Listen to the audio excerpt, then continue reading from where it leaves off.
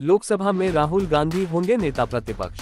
India गठबंधन की बैठक के बाद आखिरकार मंगलवार देर रात यह फैसला निकल कर आ गया। कांग्रेस महासचिव के.सी. वेणुगोपाल ने बैठक समाप्त होने के बाद ये जानकारी दी।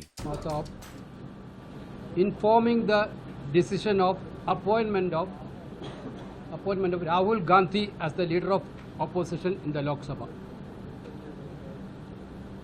Other office bearers will be decided later. That's all.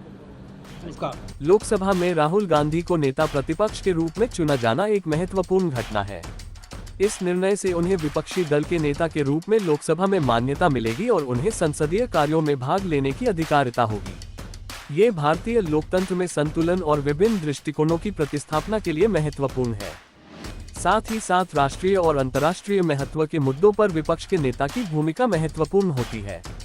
विपक्ष का नेता संसद में सरकार की नीतियों और कार्यक्रमों की आलोचना करने और सवाल उठाने के लिए स्वतंत्र होता है।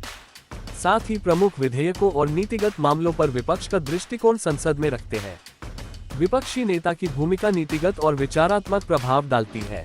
वे राष्ट्रीय और अंतर्राष्ट्रीय मुद्दों पर अपने दृष्टिकोण से सवाल उठाते हैं और सामान्य जनता के हित में उचित नीतियों की मांग करते हैं। विपक्ष के नेता की भूमिका संवैधानिक पदों की नियुक्ति में भी महत्वपूर्ण होती है।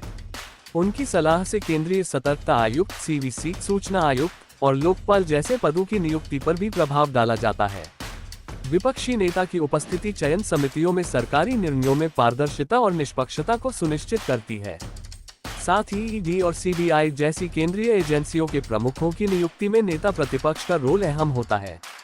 चयन समितियों में नेता प्रतिपक्ष की उपस्थिति सरकार द्वारा लिए गए निर्णयों में पारदर्शिता और निष्पक्षता सुनिश्चित करती है।